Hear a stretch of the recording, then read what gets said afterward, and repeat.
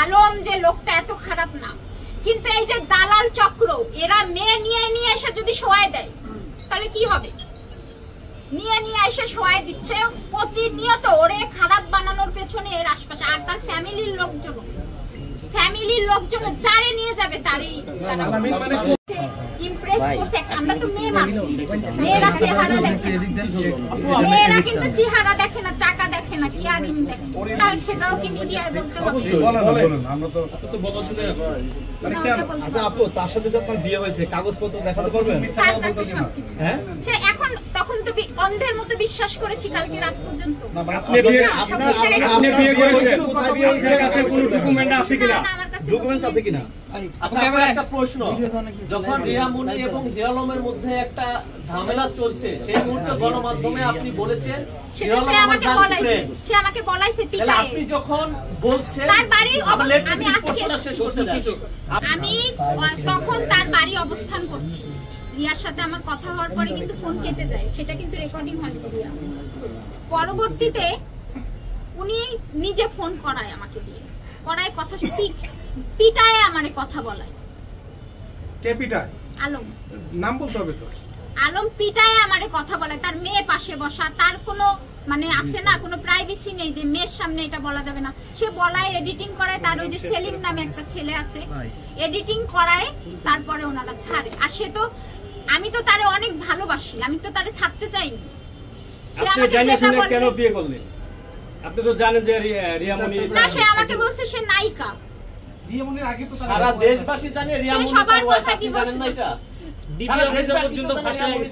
আচ্ছা আপু, এর আগে তার 3টা বউ ছিল, তারপরও আপনি কেন? সে আমারে বলছে, অনেক বলছে যে দেখো আমি কাউকে ছাড়তে চাইনি, এরা আমার কাছে এসেছে হচ্ছে মিডিয়ার হওয়ার জন্য, তুমি তো তা না, আমার একটা বউ দরকার। তার মা চাইছে, তার বাবা চাইছে, তার ফ্যামিলি মেম্বাররা আমাকে চাইছে। আমাদের বিয়ে হয়েছে সেপ্টেম্বরে 26 তারিখে। এই সেপ্টেম্বর কোন সাল? আগে 24 সালে। কোথায় ছিলেন? ওর কাছে আছে। আচ্ছা, কোথায় ছিলেন বলেন তো? হ্যাঁ, কোথায় ছিলেন তাকে নিয়ে, হিরো আলমকে নিয়ে? আমি তো এখানে আপনার মহানগরে আমার বাসা ছিল, আর হচ্ছে আপনার মহানগরে ওনার অফিস হচ্ছে কয় নাম্বার রোডে ছিল জানো?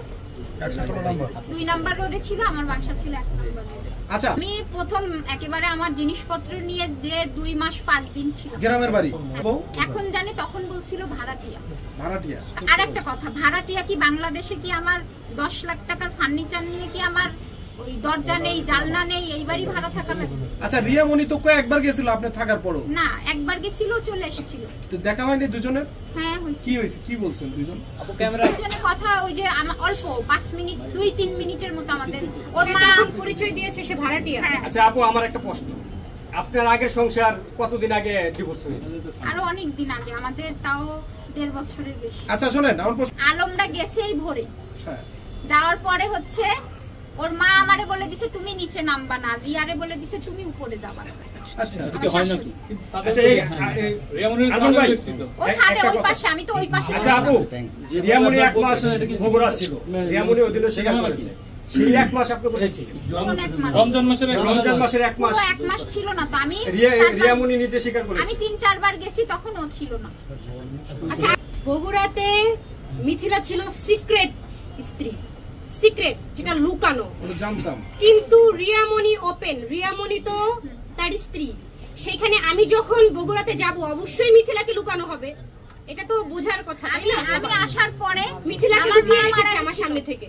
আমি ছিলাম, আমার মা মারা গেছিল, হুট করে আমি চলে আসি, তারপরে ওরা যায়। আপু, আপনি কি কখনো মিথিলাকে দেখছিলেন রিয়ামনি? হ্যাঁ, মিথিলাকে দেখেছি, কিন্তু বলেছে ভাড়াটিয়া, মিথিলা ভাড়াটিয়া তার বাসার। আমার একটা প্রশ্ন আছে, কিন্তু ভাড়াটিয়া আপনি বলছেন যে 1 মাস ছিলেন, রোজার মাসে 1 মাস ছিলেন, তখন মিথিলা ছিল না, 1 মাস। এখন সে বলতেছে আপনাকে দেখিনি। না, এক মিনিট, আমি তো 2-3 দিন ছিলাম। আমি বলি, আপনি একবার বলছেন যে ভাড়া